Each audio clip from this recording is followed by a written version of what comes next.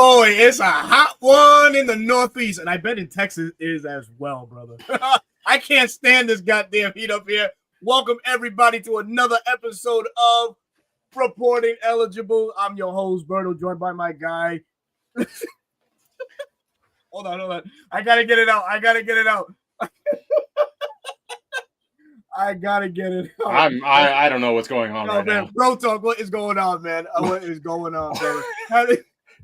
I had something come to my mind. I'll tell you afterwards. But folks, what is going on? Welcome to another episode on Reporting Eligible. This evening, we'll be talking about the potential impact of Brandon Dorlus of the Atlanta Falcons and also touching a very touchy subject, so to say. You see the background there, naming the top 10 QBs in the NFL today via myself, via Bro Talk. You guys go ahead and just have at it the way that you want to. When we reveal our list, again, this is just an opinionated list. It's not actual. You can flip it, turn it, whichever way you want. Hold on. Go ahead. Hold on. You could say that about anybody that puts out a list. I don't care if you work for NFL.com, PFF, Bleacher Report. Yeah. Right. Oh, no pun intended. That just came to my mind, but it's all opinionated, right? Absolutely.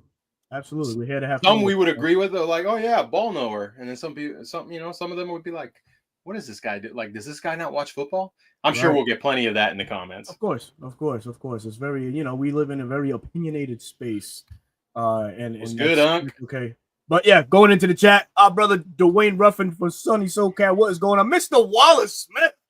How you been, man? Good to see you here. Rise up, Dirty Birds. What's going on? Uncle Louis Algier. What's happening, brother? Yes, I got nephew's shirt on this evening, repping Tyler Algier to the fullest. But yeah, man, so we'll start off this evening talking Brandon Dorlus, man. And it's a quick buy or sell Brandon Dorlus impact in 2025. Bro Talk, Brandon Dorlus has been the topic of off-season discussions, right? And in my opinion, that's what I've seen. I'm sure you've seen the same thing. He's been highlighted more so than our other defensive lineman, Rook, his running mate, drafted in the same year, Morgan Fox, who we got in free agency. Even some of the holdovers that we have in Taquan Graham and David Onyemata. But there's something about Brandon Dorlus that our new defensive line coach, Nate Ollie, has taken an interest in. And I'm curious to get your thoughts on what you think Brandon Dorlus and his supposed ascension in this Falcons defensive line room is in 2025. Well, I mean, it's exciting because we were all beating on the door for him to get more playing time last year because a lot of Falcon creators, a lot of fans were a fan of the Brandon Dorlus selection. Like we all, I know you were a big one. And to hear his name called by our, big time fan across the pond in Germany, that was a huge deal. And it felt like we were in the war room. So to hear Nate Ollie speak on him, it's a huge positive, especially switching to that attacking front, which I think benefits Brandon Dorlus a lot. Inside, outside, that's what Nate Ollie says. He's going to play the big end, the big edge, and he's going to kick in on passing downs and downs that, Leonard Floyd is next to him or James Pierce Jr. or Jalen Walker, whoever it may be on the edge. That's the type of versatility you get with Brandon Dorlus. And it's just really exciting because when I did a breakdown of his game against the Broncos, all the backups started coming in because it didn't go our way. You saw the flashes, the hands, the explosiveness, the ability to shed blocks. Now, red shirting per se, right? It's not a professional term, but essentially that's what he essentially did, right? Inactive almost every single week up until the very end. He got to learn. He got to mentally prepare himself, and now he gets Nate Ollie, who everyone says is just a ball of energy, hype him up and push him to his next level. So yeah, it's exciting. It is exciting. Another thing that's being used a lot and with Brandon Dorlus is the versatility that he brings.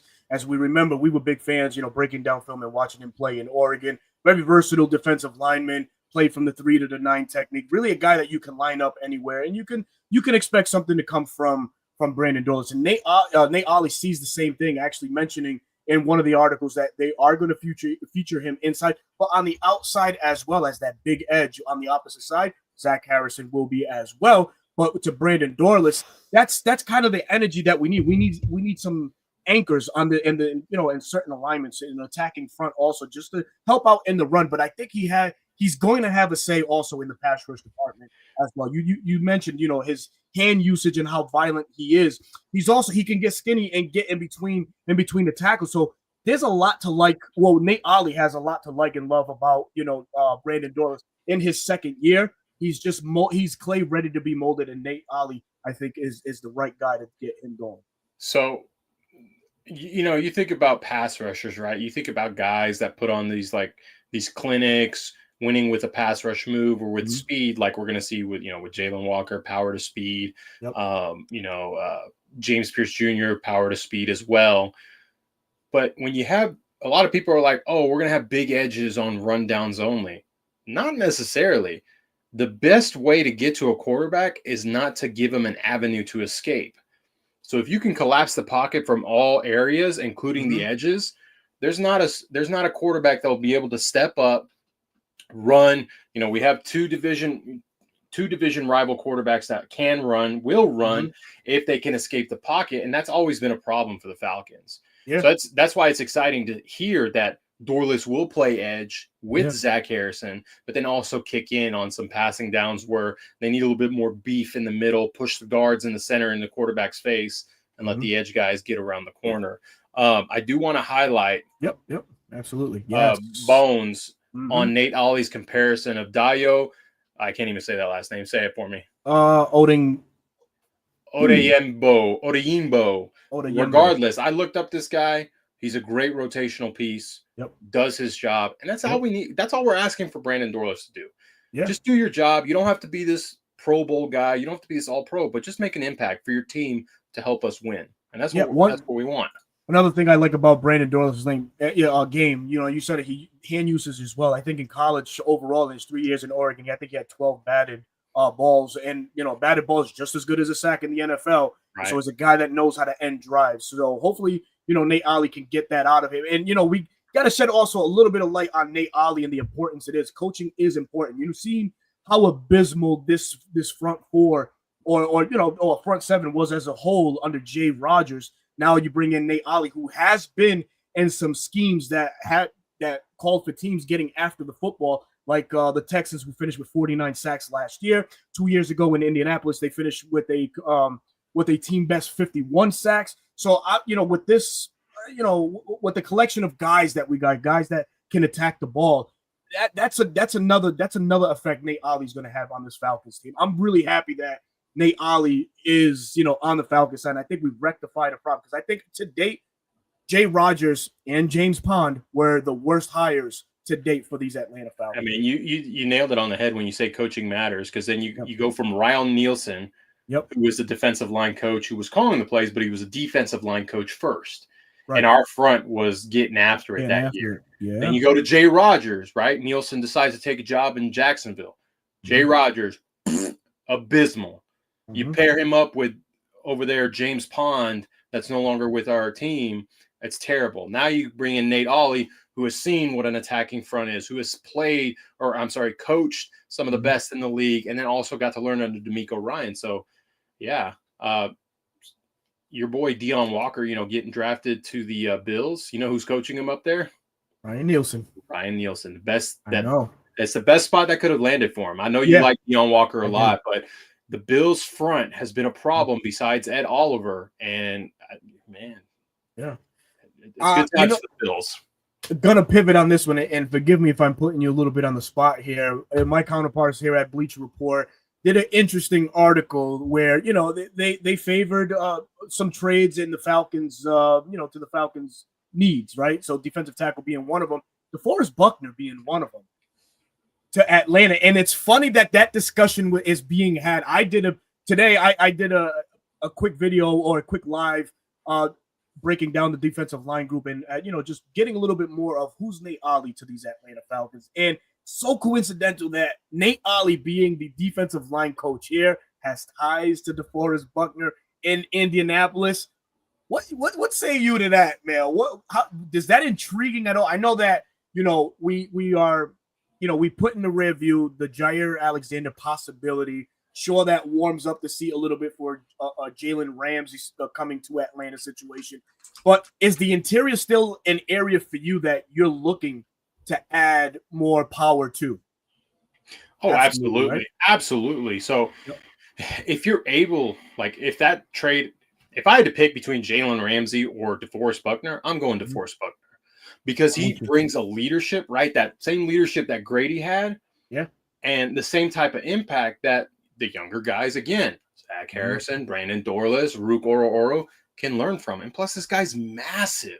He Yeah. is huge to be playing. He's like Eric Armstead, big, but he's Big. Yeah. also, I feel like he's not talked about enough. He's not. He's He's so not. underrated. He's that So type of underrated. impact player that could really, okay, you drafted James Pierce Jr., you drafted Jalen Walker, you brought in Leonard Floyd, you're talking about pass rush, but then you Mhm. add DeForest Buckner. Okay, now people are going to start turning their heads and be like, holy crap, Yeah. what did the Yeah. Falcons do this offseason? Yeah, yeah. Acquired guys that can just get after it, and Yes. and not to mention, well, I should say not to mention, but we also got to mention now you bring in Buckner and you pair him with a Morgan Fox, who is a guy that is known, to wreak a little bit of havoc in the backfield. It adds, just adding DeForest Buckner. I'm going to steal a page from our guy Damsky. It adds a little bit of fuck you to the defensive line in Atlanta, and that's exactly what we need because it sorely has been missed in Atlanta for quite some time. But moving on, and yes, Brandon Dorlus, we're buying. We're buying impact for Yes. Brandon Dorlus in Buy Brandon 2025. Dorlus stock. Yep. Yes, yes, yes, absolutely. Which, oh boy, springboards us into our next topic of the show. And this is going to be the lengthy one here because Bro Talk and myself, we're going to reveal our top 10 QBs currently in the NFL. Now, some of the names are going to surprise you. I know some of the names are going to just fucking surprise you. But listen, the level of intrigue, you got to listen. You got to know, you got to be the student of the game, I guess. Whatever. You just got to you got to be open minded to the names that are going to be on this list. So, do you want to take the honor of going? We'll go number one for number one, number two for number two. Do you want to go that way, or do you want to let's go do that top way. down? Let's go that way. Because I feel like I think we should go that way because the top is pretty like it's pretty. It's a pretty consensus one, right? Because for me, number one, even though he had a down year and got pummeled in the Super Bowl, it's Patrick Mahomes. Yeah. It's Patrick Mahomes until you guys can cry about it all you want. Patrick Mahomes is the king of quarterbacks at this time because of how he is able to elevate his team. Dude, until he slows down, he's going to be the number one guy.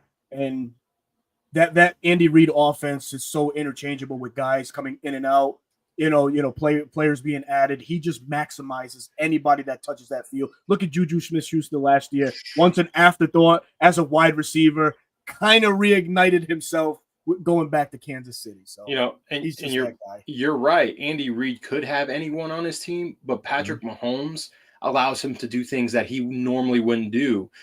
Hence why they drafted Mahomes, even though they still had Alex Smith. Yeah. Alex Smith was a good quarterback, sometimes great, but I mean, you see the difference as soon as Mahomes took over. It was boom, AFC Championship first year. Yeah, dude, he was what can I say? Fantasy football darling. Oh my God, I had him, dude, and he was getting me double digits like week in and week out. Man. He was that guy that you could be like, okay, I'm going to draft you in the first round fantasy wise. Yeah, because and he's just the arm talent. It's crazy to hear him say, like, when he entered the league, he didn't really know how to read defenses. Now he does. He's willing to check it down, not just chunk the ball up. Granted, they don't have the speed. Maybe now Xavier Worthy. He was a late bloomer last year. Maybe it carries on. Rashee Rice is coming down. Yep. Big slot guy. Travis Kelce had a down year. Maybe he bounces back. And overall, they got that kid out of SMU, the running back. That's where they've been really lacking. Were they lacking? A really dominant run game. It's been an extension of, the run game's been an extension of the past, like the Bengals do. Pacheco was nice, but I mean, Pacheco, he's a 7th round guy. He broke his leg. Like, what's the juice there now? So that's the biggest thing, I think. Also, like I said, with number one being Patrick Mahomes, is how much he's able to elevate the team. And if he's not there, they're not the same. They're not even a playoff team, honestly. Oh man, I gotta go. I just gotta dial back one. CJ Hill was going on. Dorlus gave Penix hell at Oregon. Goddamn right, he was chasing them all up and down that field. Hey, you know who else he gave hell to? Oh God, our division rivals quarterback that everyone's so touted about, Tyler Shuck. Go look up Oregon versus Texas Tech. Oh shucks. I'm a Texas Tech guy. Okay, right. I watched that game, and Shuck shucked that L up his booty because of Brandon Dorlus. Brandon Dorlus essentially sealed the game for them. Yeah, facts, man. The curious question for me with Mahomes is how he performs once Reed is not his play caller, especially now that his counterparts are at the top, have had multiple play callers and still perform. I think he'd be fine. I mean, he's coming. So he's coming from air raid Texas Tech offense to an air raid Kansas. Like that's all he knows. I mean, if you want to compare apples to oranges, Cliff Kingsbury brought his style of offense to the NFL when he was the play caller at Arizona. He drafted Kyler Murray. Nowhere near the success. Nowhere near the success. Right? That's just how good Mahomes is. Now, Jaden Daniels had a little bit of good juice under Kingsbury, but at the same time, I think Mahomes will be fine. Yeah. Number one, baby, until he's taken down. Listen, he's taking the Tom Brady route. He's going to have a couple not down years. His team is going to have a couple down years. But about 3 years, they'll be back at the top. Just you wait. You sound like my friend. He says the same shit about him, man. Huh? He says the same thing about Mahomes. They're going to have a down year, but watch, when he bounces back, more championships, baby. That's what he says. He's gonna fill that. He's got 3 rings, man. He's got 2 more fingers on this hand, and then he's gonna start collecting on this hand. Yeah. Before we get into the top 10, let's go. How about top 10 QBs that know how to read routes, defenses? Joking. What's up, fellas? What is going on? Thank you so much for joining this evening. I think we should start at number 10 because that's good. That's really gonna kick things off. Okay, so we know what number 1 is, right? We spit it out. Yeah. Okay. Yep. It's the same one for me. Give it to me, Burrow. Who's your number 10 quarterback? Come on now. Give the people what they want. Oh, my God. That's the $1 million man, Ted DiBiase. Hey, just remember, guys, this is Atlanta Falcons Bleacher Report content creator Burrow putting out his top 10 quarterback list right now. Hey, listen, I look at body of work. I look at respect across the league. And I think this guy he's been getting slighted, really, you know. He was drafted by a team that QBs just go to die. And hopefully, you know, maybe Justin Fields can change that narrative. But I'm going to go Gino Smith at 10. Raiders, Gino Smith. Hey, now, respect, okay. You know, he doesn't get the respect he deserves coming from a West Coast offense style offense there in Seattle. And now he's going to the Raiders with Pete Carroll. I'm sure that they're going to run a variation or a very similar offense that they have in Seattle. But what's been great about Gino is the consistency he's had since 2021.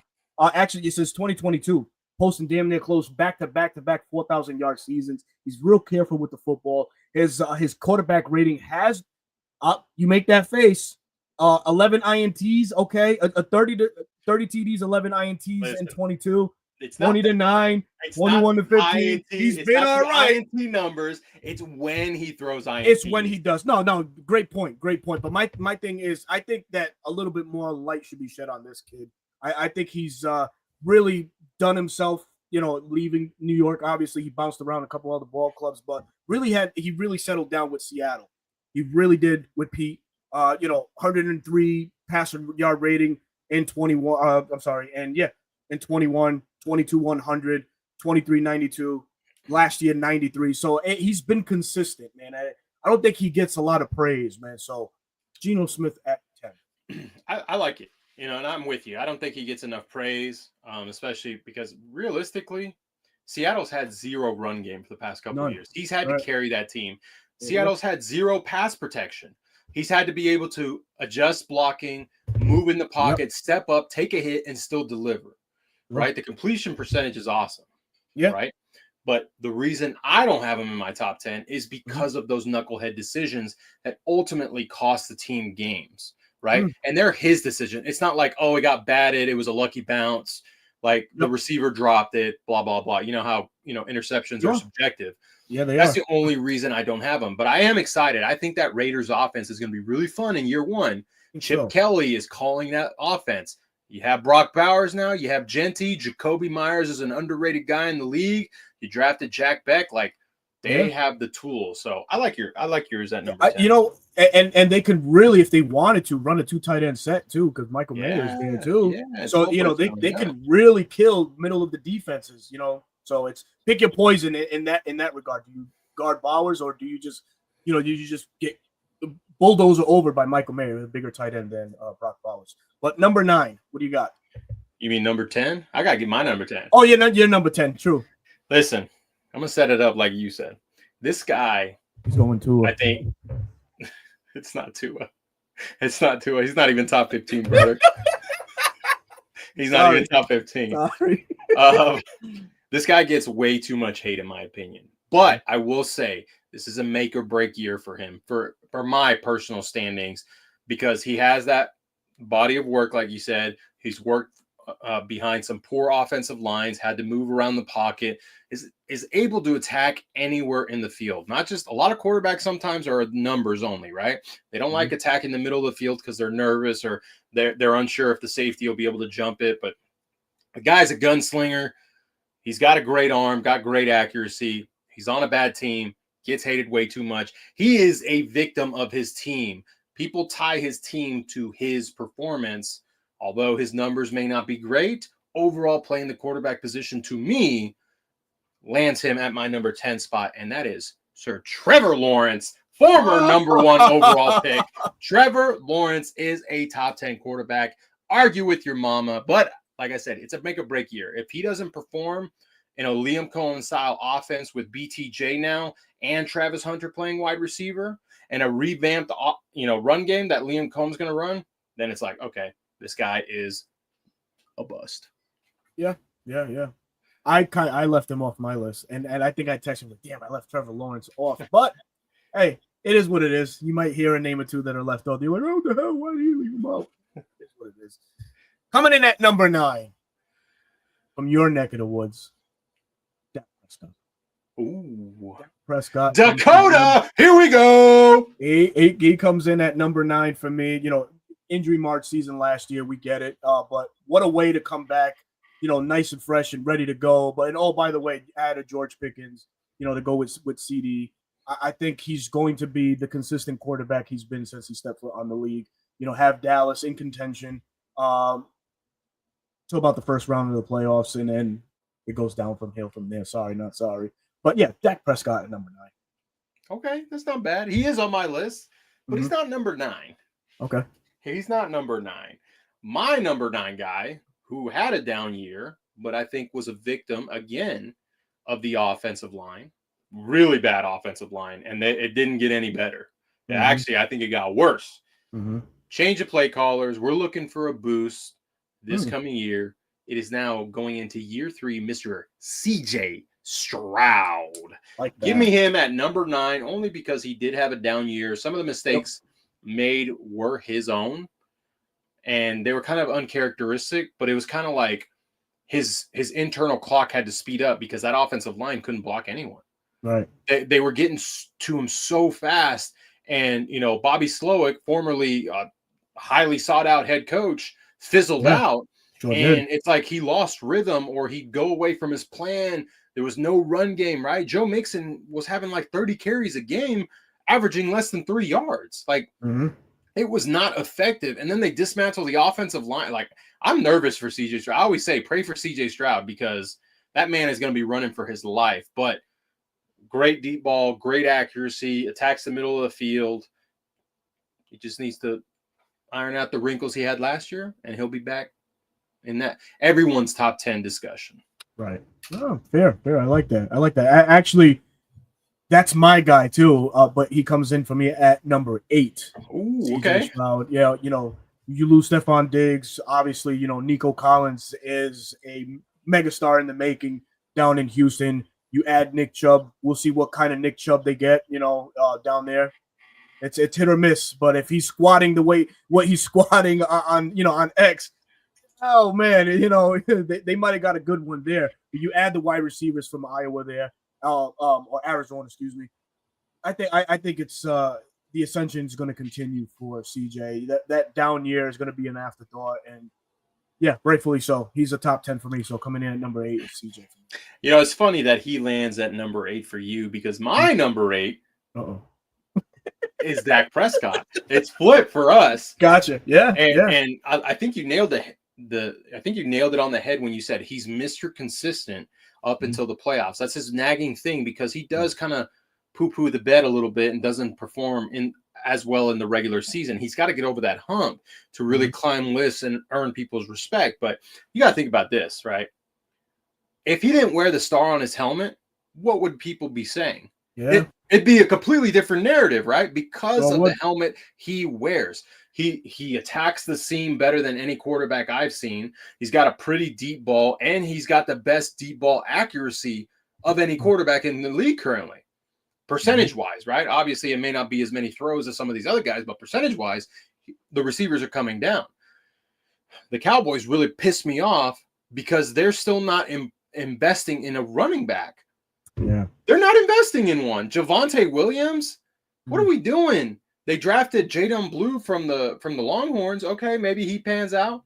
I do like that they invested in the offensive line in front of him. Zach Martin retires, but hey, let's go get Tyler Booker, who I think is going to be a great guy. But he's just consistent. And I think I told you this. If we didn't draft Penix, if we didn't sign Kirk Cousins, and Dak hit the market, I would be pushing that narrative. Sign Dak Prescott because he is a leader. He is able to handle the noise. And he just elevates the team. Except, like we said, the playoffs. Yeah, he's got to get over that hump. He definitely does. He definitely does, man. All right. Number 7. Number 7. Let's hear it. Matthew Stafford. Ooh. Matthew 7? Stafford. 7, brother. 7. Won a Super Bowl. This guy throws for darn near 4,000 yards every year. He's in that McVay offense, that spread offense, that aerial. Yeah, you name it. And I think his numbers are probably going to be better this year, adding Puka, Devontae Adams. It's gonna be fun. It's gonna be fun over there and with the Rams, man. It could be a greatest show on turf 2.0. Who knows? It's high praise, but yeah, it could happen. That's a big you gotta. Oh yeah. They got the running back to do it. Curran Williams, he's a good all around running back. I think you can unlock him in the passing game a little bit more, sure, but yeah, give me Stafford at 7. So my number 7. A lot of people don't like to put this guy in the top 10 because it's like, show me more. It's Jaden Daniels. He showed me everything that I needed to see. Everyone's like, oh, he's going to have a sophomore slump. Please. Like really? The kid was so smart with protecting the football, understanding that he didn't have to take the deep shot.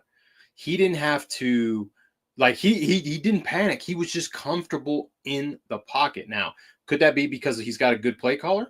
Maybe. Yeah. Maybe. He's got Scary Terry, but that's it. Who else? De'Ami Brown, who's now on the Jags. Noah Brown, who's a former Cowboy, who I think is out for the year. I think, I could be wrong. I think he got hurt in camp. Yeah, okay. And then, a washed Zach Ertz? Who's his running back? Brian Robinson? Yeah, Brian Robinson. And Austin Eckler. And Austin Eckler to elevate, right? That's what a quarterback has to do, elevate the team. Yeah. Brother, the Commanders have not been good for a long time. His first year as QB, they went to the NFC Championship game. And I'm not saying it was all him, but I'm saying a lot of it was him because he was able to help facilitate the football and also bail and use his legs when needed, a la Sunday Night Football against us. Oh yeah, and then Deebo Samuel's there. I know a lot of people like to make fun. Yeah. I know a lot of people like to make fun of Deebo's weight, but when the ball's in his hand and he's in open space, he is still dangerous. Yeah, still dangerous. Still is. Absolutely. All right. We're creeping up into the top 5. Number 6. Your fan favorite, Jaylen Herz.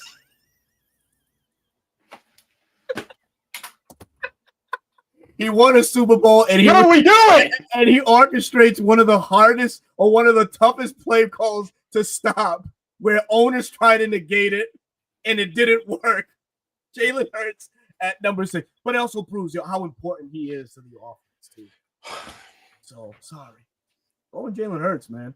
Gotta do it, man. Gotta do it. Okay, he is not in my top 10. Okay, and I'm going to tell you why he's not in my top 10. You're telling me gaining 1 yard, a tush push. He's getting pushed. He's not doing it by himself. No. He's getting carried by his team like he was the past couple years. Right? Defense wins championship. Did that brother even throw for over 200 yards in the Super Bowl? Oh, good question. I don't remember because I'm pretty sure he didn't. I'm pretty sure he barely cracked 180. Oh, but yet, this man won Super Bowl MVP. Why? Because he's a good-looking young man? Because he can run it down the throat for a yard? Brother, he doesn't know how to attack the middle of the field. He only throws outside to the numbers because he's got A.J. Brown. Listen to me when I tell you this. You plug A.J. Brown, you plug Jaylen Herz on the Cowboys and Dak on the Eagles still win a Super Bowl. You plug in Trevor Lawrence on the Eagles and Jaylen Herz on the Jaguars are picking number 1 overall. They were already picking in the top 5, and Trevor Lawrence is a Super Bowl champ and natty. That's the kind of impact the Eagles have, and Howie Roseman, how well of a team he has built. Like Jaylen Herz threw for 221 yards. Okay, all right. Not even 250. I'll give him the 200. My gosh, but guess what? Hey, look. When pressure actually got in his face in the Super Bowl, which was very rare. They were brother. When you look at the average time to throw in the regular season and playoffs, the next closest guy was Lamar Jackson, right? And a big part of it is because of his legs. He was able to escape, create more time. Jaylen Herz had half a second more sitting behind that offensive line. Good, yeah. What defense can cover for over 4 seconds without, being able to blanket them? Yeah. No pass rush. The Chiefs couldn't get to him, but the one time they did, what'd he do? He threw a pick. He threw a pick because he can't handle pressure in his face. I'm sorry. I certainly hope he can handle number 6 on my list. He should not have won Super Bowl MVP. Okay. It should have gone to someone on the defense. To me, right? But that one year Tom Brady won it, and there was the Russell Wilson won it. Who was that random guy on defense that won Super Bowl MVP? Oh, Malcolm. That's who should that should have that's the same thing. Special delivery. What'd I get? Oh, my wife brought me. I got to cool off. Yeah. That dude blew a gasket. Okay. That's crazy. If Jaylen Herz was on the Falcons, we would have a losing record. Okay. And he would not be viewed the same way he is viewed currently. Dude, I was pushing for the Falcons to draft him in the 2nd round. No! As a grooming, as a groomer, as somebody that Matt Ryan can potentially groom. And you know what, Kerry? I am a Hertz hater because he's put on this pedestal higher than he should be. Is he top 15? Sure. I'll give you that one. Top 10? No. I'm glad Burrow didn't put him in the top 5 because then I really would have gone off. I know somewhere in Philly, Bro Talk's brother is proud of me. So that's for you, Bro Talk. Bro Talk's brother. This is crazy. Absolutely. Hi, Gary. How you doing? Oh, have to reel this one back. Miss Lisa Shepard. Oh my God. So for most of you that know, I went to the Fanatics Fan Fest on Sunday. And what gives as I come around the corner, Miss Lisa Shepard is there. And it was the most genuine moment. We were both like, oh shit, Lisa. Oh, it's you, Berto. And the embrace. It was absolutely awesome to see Miss Lisa down there in New York. And I can't wait to see you again. Hopefully within the month. Training camp coming down.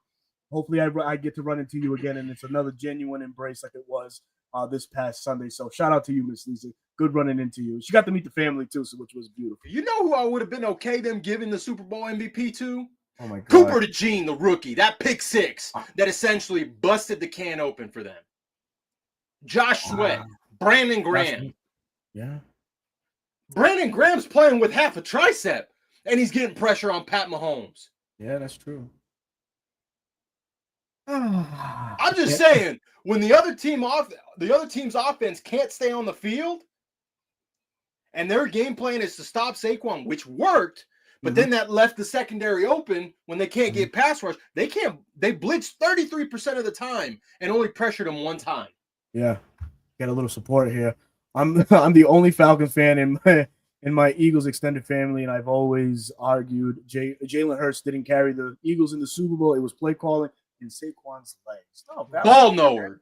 Ball knower. Oh, the proverbial ball knower was thrown out. You don't know ball. You know ball. God damn.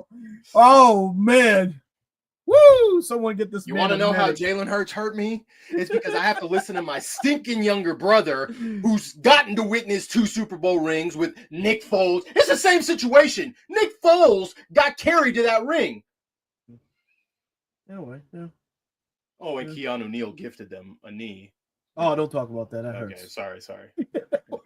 Anyways, listen to me when I tell you this. If Jalen Carter doesn't sack Matthew Stafford in that NFC Championship game, it's Rams versus Chiefs. Yeah. And I think the Rams win. And now we're talking about Matthew Stafford having 2 Super Bowl rings. All it came down was one play. One play is what it came down to. Mm-hmm. This makes for must-see TV. Crash outs are must-see TV. That might make especially when they come from Bro Talk. That might make its way to social media. We'll see. Let it, brother. Eagle fans will love me. My brother already loves me. He hates it when I tell him. I'm like, Jaylen Herz not top 10. He's like, what do you mean? What do you mean? And then he gets really mad when I say Dak is. Oh man, because he hates the Cowboys, right? Of course, salt on a wound, brother. But anyways, your number 6, please. I'm just gonna put this out here. Similar to Dak, very great regular season. Kind of poo-poos the bed in the postseason, so that he has this stigma. But as far as arm strength, accuracy, and just attacking the middle of the field and understanding the game. Oh my God. The what if man himself. Oh, fuck off. Justin Herbert at number 6. Oh, okay. Oh, dude, I thought you was going somewhere else. A quarterback from the West Coast. No, never mind. Who'd you think I was going to say? I thought you was going to say Brock Purdy. Oh, no, he's not top 10. Get out of here, bro. He's not even in my top 10. Get out of here. Oh, Lord. Oh, my God. He changed it. He changed his votes, folks. He changed his votes. Yeah, Burrow did one of those. Like, yeah. No, it's Justin Herbert because look, yeah. Everyone always like, oh, what if? The kid has great footwork, great arm strength, and has great touch on the ball. There's a spider right there. Very accurate. And he's had to deal with players like Quentin Johnson, who can't catch a ball. Mike Williams has gotten hurt. He's back on the Chiefs. The Chargers. And then he's got an aging Keenan Allen. Well, now they bring in Ladd McConkey. All you Bulldog fans were real happy. Look at the numbers McConkey put up. Yeah. And he was killing us when they played us. Killing us, yeah, sure. Again, the middle of the offensive line was their weakness. We exposed that. Everyone in the league knew that. Did they fix it? No. Well, kind of. They brought in, what's his name? Becton from the Eagles. Big body next to Joe Alt. So it looks like they're trying to protect him. John Harbaugh is the quarterback, or the head coach. Yep. So it's like they got the pieces there. Like, run the ball. They drafted Omarion Hampton. Oh, my God. What perfect draft pick for that Chargers team, too. Yes. It was either him or Caleb Johnson, and I love that they took Hampton. Yeah. Yeah, me too. What's his name? Greg Roman? Yep. That's all you need. That's all he needed. Run him into the ground. But, hey, you know what? If you come away with the ring, it's worth it. You know? Yeah. So that actually you hit a lot of the pointers. All the pointers pretty much. That's my number 5 is Justin Herbert. You know, a lot of people are hot and cold on him. I seem to always kind of be hot on him. I just like the kid. You know, he's a gunslinger, tough mentality at the quarterback position. He has the perfect coach to maximize his talents. And Harbaugh, Greg Roman, you know, good OC, knows how to design a run game pretty much close to perfection. And now you're asking Herbert to do less, right? Because you're going to essentially hand the ball off probably anywhere, 15 to 20 times per game. You're going to limit the attempts that you throw. So you're reserving him. So that's even better for that team as you go down. So give me Herbert at number 5. That's not bad. So my number 5 you have on your list, but just a little lower. It's Matthew Stafford, the ageless wonder Matthew Stafford. Yeah. And it's because he still has one of the strongest arms in the league, and one of the tightest spirals, knows how to facilitate a defense. The guy has been doing it year in and year out, going from Detroit all the way to LA, getting to LA, winning a ring. And I really think with him under center, or should I say in pistol for Sean McVay's offense, they will have the number 1 offense. They will. I think they will have the number 1 offense, especially adding Devontae Adams. Brother, who are you more worried about running a route, Cooper Kupp or Devontae Adams? Oh shit. Devontae Adams. Exactly, really. Because Tay hasn't declined at all. He's still close to his prime years. Great speed, elite route running. You now pair him with a QB that is still in that Aaron Rodgers Green Bay day, when Aaron Rodgers was so good and not washed. Matthew Stafford is nowhere near washed. I think he's still got a good another 3 or 4 years if he keeps his body healthy. And they're investing in the offensive line, right? They're trying to protect him. Matthew Stafford, number 5. I used to rank him a little lower, and then I just sat back and thought, man, this guy's been doing it every year. Every year, Mr. Consistency, man. Yeah. And his arm hasn't, you know how that people say, oh, Matt Ryan has towards the end of his career, he started losing arm strength, which to an extent was true. That's true, yeah. Matthew Stafford hasn't just yet. So he's slinging it, man. He's still slinging it, man. It's gonna be fun to watch that. It's gonna be fun to watch that Rams offense. Oh yeah, real fun. All right, so number 4. Now this can go from 2 to 4 can go either way. So at 4 for me is Joe Burrow, Cincinnati Bengals. Joe Burrow. I love the guy. He's a competitor. Sure, he's a competitor. He's got 2 great weapons. Balls in his court to deliver this year. Best way I can fucking put it, man. I'm rooting for the kid. I'm rooting for Joe Burrow. I like Joe Shiesty. A lot of people hate on him, and he's actually my number 4 quarterback as well. People like to throw the injury bug on him. Yes. Let's talk about the ACL. He was trying to make a play, score, freak accident, right? Chase Young hits him, tears the ACL. He then takes a hit to his hand, and then the following drive makes a throw. And, as a quarterback, you need your hand and wrist to throw, especially in your own hand. You don't have that. Burrow is 3 if he's healthy for me, and that's fair. That's fair. The top 4 is super. Well, I say 3 of the 4 I think are interchangeable, but he makes that offense run. He's had a bad offensive line for so many years. I hope Amaris Mims pans out. Me too. I do. They drafted, it wasn't Ratledge. Who was the other kid out of Georgia? The other guard. Oh, what's his name? They drafted him in the 3rd round. I can't remember his name. So they're trying, right? He's a good prospect. I can't remember his name, but he's a good prospect. Orlando Brown Jr. on the left side. The center. Wait, not did Wilson bad. Go to them? Who? Oh, Fairchild. He's not a bad prospect for where they got him. Overall, I thought the Bengals didn't draft well. What do I got? Oh, my gosh. I got pizza. No, it's Greek yogurt flatbread. Oh, Greek yogurt flatbread, guys. We're getting it. Yo. There's the meal of the day. Greek yogurt flatbread with some cheese on top and marinara. And, hey, this is a fresh basil. Can you guys see? This is fresh basil from my garden. My wife's garden, I should say. I got it on a cookie sheet. What's going on here? She made those fresh. I saw her rolling up little dough balls, and I was like, "Oh, are you making fresh tortillas?" She's like, "You'll find out." I'm getting ready to yell downstairs. Hey, make me a sandwich and make it look good so I can. No, don't do that. You're gonna get yourself in the doghouse, bro.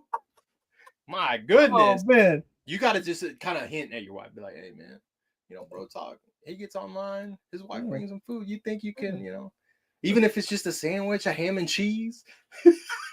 I hate cold cuts, but it is what it is. Do you really? I fucking can't stand cold cuts, dude.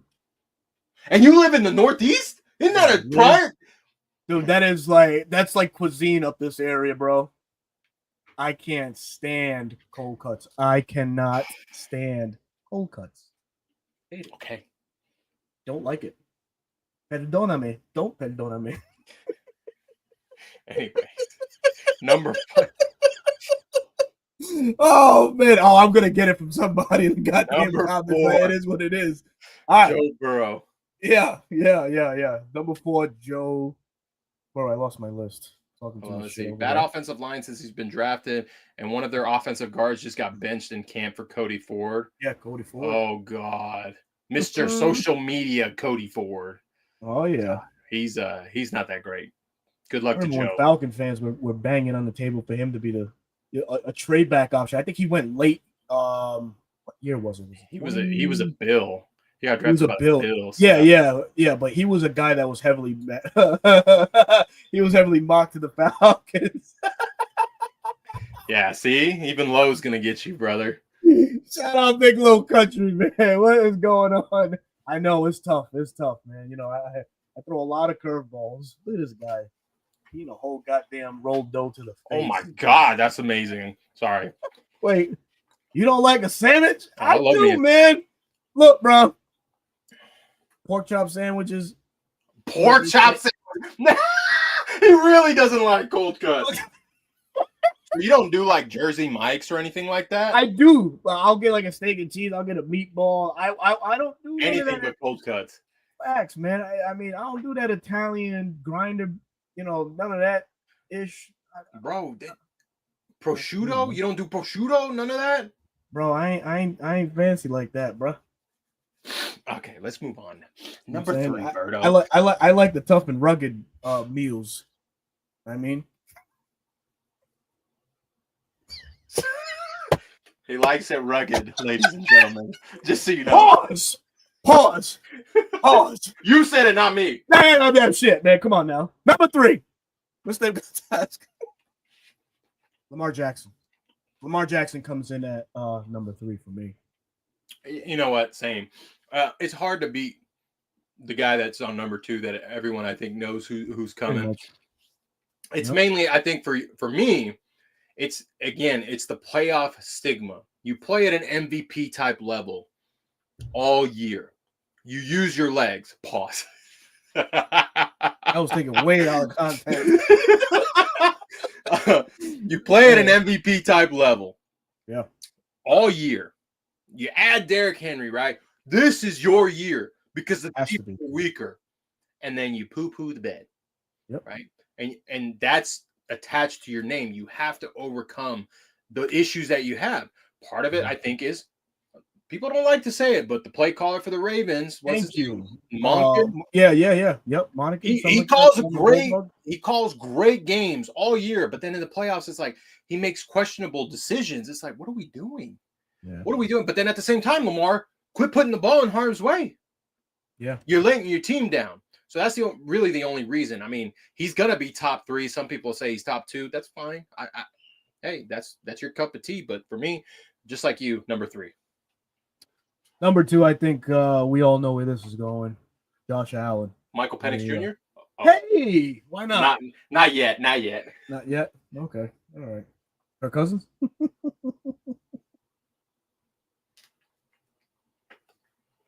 I'm trying to enjoy my meal here. Oh man, no. Josh Allen comes in at number 2 for me, and I think maybe the same for you. Just a guy that has done so much with so little, really. You lose Stephon Diggs, you lose Gabe Davis. You're able to do work wonders with guys like Dawson Knox and Delton Kincaid, Mac Hollins, for Christ's sake, who was here for a little bit, and the running back there too. What's his name? James Cook. Yeah, James Cook. He's just doing some work, man. Yes. Get him, Kerry. Get him. Oh no, man. I'm fooling with y'all on the Kirk Cousins thing, but yeah, I don't like that. Number 2, Josh Allen. I don't think. I mean, he's Big Ben body wise, better arm strength, and then he's fast. He can run. and He he'll can take run. a shot. Hell And yeah. The term he's- sneaky athletic is used with him sometimes. I'm sorry, I wish he wasn't on Buffalo's team because I like the guy. I used to, harp on him. What are 3 inevitable things during the NFL season? Death, taxes, and a Josh Allen turnover. He's really fixed that problem. He did, in my opinion. And he won MVP, even though I thought Lamar should have gotten it this past year. He still won it. But I just don't want Bills Mafia to really. I'm sorry, Bills Mafia. You can come hate me. I just don't want you guys to have success. Yeah. You guys are too arrogant. Like, calm down. I get it. You've been good. You are good. Mm-hmm. Aquí, mira. Aquí. Bájese, mijo. Yeah. Can Absolutely. y'all And- do bottom 10 QBs?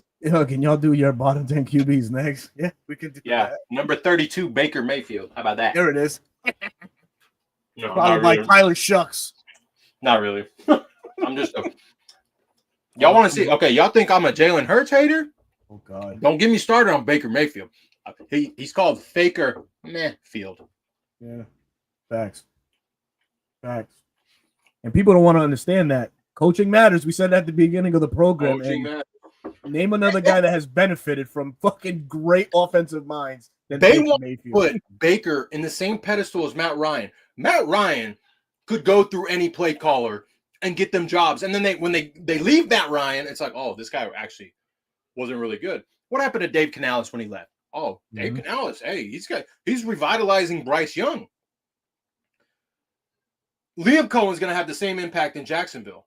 So who really is improving the other? It's the play callers. Not to mention, you have future Hall of Famer Mike Evans on your team. You have a run game that couldn't be stopped because of Liam Cohen and his scheme. Mm-hmm. Okay. Then you have Chris Godwin, who did get hurt. You added Emeka Egbuka, who I said was a bad pick for them at the time, but he's a great player. Yeah. You add more talent to the wide receiver room. Like, what are we doing here? Faker Mayfield was traded by the Browns for a reason, went to Carolina, didn't do anything, went to LA, didn't do anything, and then he finally landed in Tampa because they were like, hey, here's a bone. Don't mess it up. And he didn't mess it up. He did well enough, but it will always be, will the real Baker Mayfield please stand up? And he shows himself in crunch time. He does it every single time in crunch time. What did he do against the Commanders in the playoffs at home? Fumbled the ball, gave it away, made crucial mistakes because that's who he is. This is the same guy. Look at this guy, Dr. Reach. What's good, man? He's a big Bucks guy. Bucks guy. Listen to me. This is the same guy who Joe Gaming, what's going on, brother? Go ahead. This is the same guy that walked on to Texas Tech, okay? Then got beat out in camp by future Hall of Famer Patrick Mahomes. Didn't want to battle back for his spot, so he decided to take the easy route and then transfer to OU. Oh, by the way, who Lincoln Riley is there. Who was he throwing to? Hollywood Brown. I think he threw to CD Lamb at one point. He had Joe Mixon as his running back.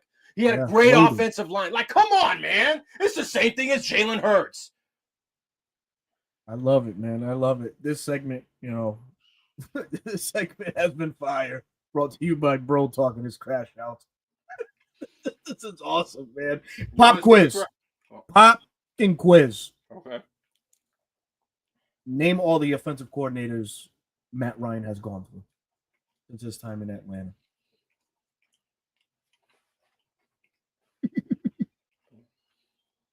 Who was his first one? I don't even remember his first one. Was it Malarkey? You got it. Mike Malarkey. Mike Malarkey. Where'd he go? Jacksonville? Jacksonville after that. Where'd he last? 2 years and then got fired? 3, yeah. And then got fired, I think. Yeah, something like that. And then, what's his name? The guy that went to Tampa, then we rehired him back. What's his name? Dirk Cutter. Dirk Cutter.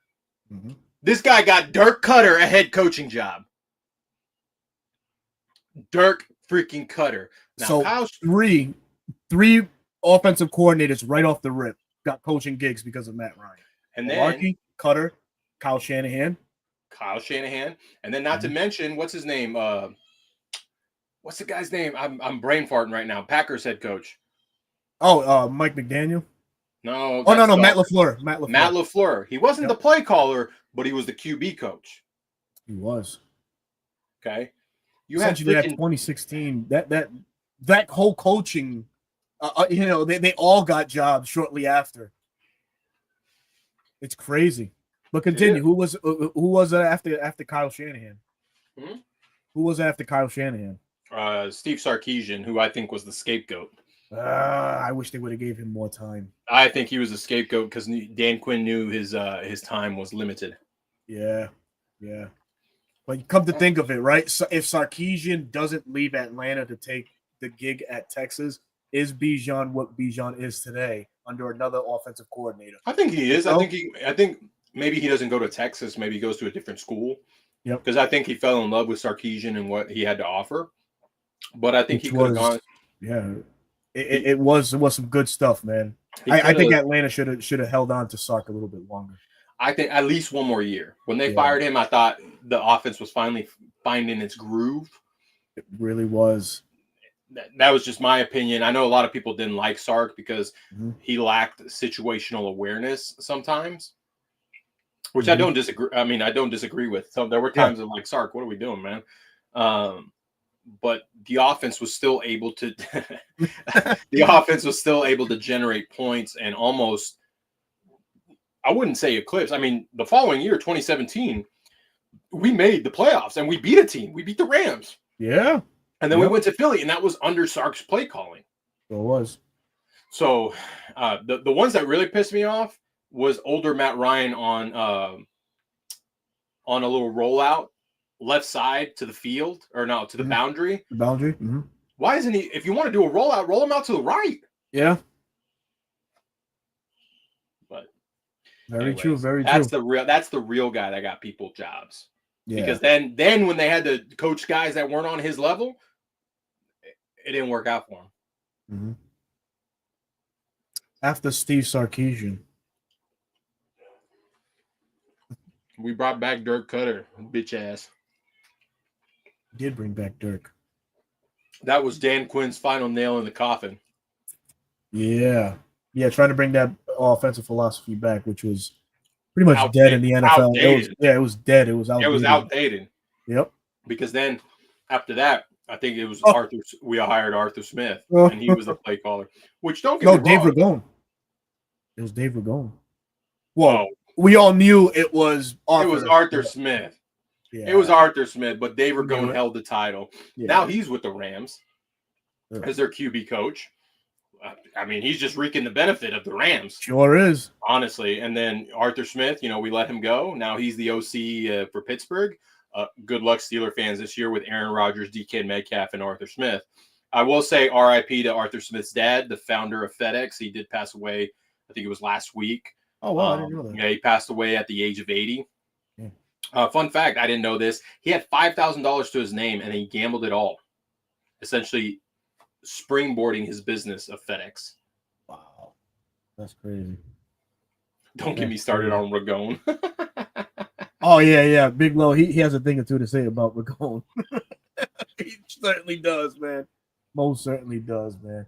Oh, man. Well, we've come to that point of an hour. Oh, hold on. Oh, great show. Y'all have to hop off. Good night, guys. Good night to you, Miss Carrie. Absolutely. What is that? This guy. Now he's just flexing with food, man. But no, man, no, you're good, bro. We just busted the balls, man. You're good.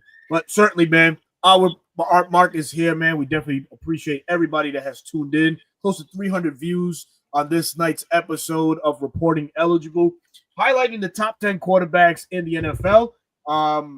You want to give him a quick recap of your sure. top? Mine. I'll go top down. Gotcha. Or bottom down, 10 down. At 10, Trevor Lawrence. At 9, CJ Stroud. At 8, Dak Prescott. At 7, Jaden Daniels. At 6, Justin Herbert. At 5, Matthew Stafford. At 4, Joe Shiesty, Joe Burrow. At 3, Lamar Jackson. At 2, Josh Allen. And at number 1 is the king himself, Patrick Mahomes. Gotcha. Nice, man. And top 10 for me. At number 10, Gino Smith. Yeah, I went there. Number 9, Dak Prescott. At number 8, CJ Stroud. At number 7, Matthew Stafford. At number 6, Jaylen Herz. At number 5, Justin Herbert. At number 4, Macaulay Culkin, known as Joe Burrow. At number 3, Lamar Jackson. At number 2, Josh Allen. And now at number 1, Pat Mahomes. Guy can't hate, man, for sure. Uh-oh. Yeah. Listen, man. Oh, yeah. He's top 10. He's top 10, man. But hey, look, you weren't here when I said it. It's a make or break year. If he doesn't do well and prove it, then we'll call him the B word. A bust. A bust. So that concludes this episode. Top 10s in the NFL. Also, please, if you can, catch this on the replay on my platform, 95 North Falcons Talk Show, or at Dirty Bird Central on Bro Talk's YouTube channel. We also touched a little bit on a subject here, buy or sell Brandon Dorlus' impact in year 2 for these Atlanta Falcons. Brandon Dorlus has been having his name thrown out there a lot, within the past couple weeks, mainly by Nate Ollie and what he sees in him. So we had to dive in a little bit more and see what this was all about. Hopefully you guys enjoyed that. But until the next time, Pro Talk, please let them know where they can find you, man. Said this is the list for Head and Shoulders commercial candidates. Get out of here, bro. Get out of here, brother. Oh, man. No, you guys, like Berto said, at Dirty Bird Central on YouTube, can catch all the lives on either platform. If you want to recap, I also put out long-form content there. And if you enjoy short-form content on YouTube, I post a lot of that daily. If not, if you're a TikTok guy, if you're an Instagram guy, you can catch me there as well at Dirty Bird Central. Both platforms posted daily. And then also, still dragging my feet, I'm still at BK2 on Twitter. The tweets have been limited because there hasn't been much to talk about, and I've also been busy with life. So once camp starts ramping up, so will my tweets and my objective takes, whether you like them or not. Very solid outro there, man. As you know, man, I'm your boy Berto, host of 95 North Falcons Talk Show. That's the platform on YouTube. And right underneath that is my handle for Twitter at RI Falcons. And you can find me every Wednesday live, 6 p.m. Eastern time on the Bleacher Report app, bringing you the latest news, latest topics for our Atlanta Falcons. I'm sure that the season, well, not sure, it is going to be ramping up. As we all know, July's right around the corner. And when July hits, oh boy, the excitement does as well. Training camp opening up July 23rd. Hold on. Let me ask you this. Sure. You're over there saying the heat's unbearable in the Northeast. How are you going to be able to handle Atlanta's heat? So let me tell you this. Atlanta's heat doesn't bother me like the Northeast. So all right, have you been to the Northeast? No? Good, don't. Stay away. So, but honestly, the heat up here is so dry. It's just unbearable. Like the heat down in Atlanta. I went to Atlanta in August, and it was close to like 90-some degrees the day that I was there. And like nothing. The heat back at home in Puerto Rico, nothing. You get little bursts of wind, of cool breeze and things like that. Up here, you get nothing. When they say it's going to be 100 degrees to 95 degrees, it's exactly that. Stagnant, no movement of air, just ass, bro.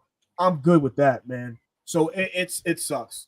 It really does. So yeah, Atlanta heat doesn't bother me, not one bit. Not one bit. Well, all right then. And that's going to conclude this meteorologist portion of Reporting Eligible. Tune in next Wednesday, 9 or 9:30. We'll update you on the time for, another episode. We'll come up with something, fun and interactive for you guys to, come in and chime in and have fun with us and hopefully witness one of Bro Talk's crash outs. He had 2 to count for today. But until then, I'm Berto. That's Bro Talk. We'll catch you on the flip. Peace.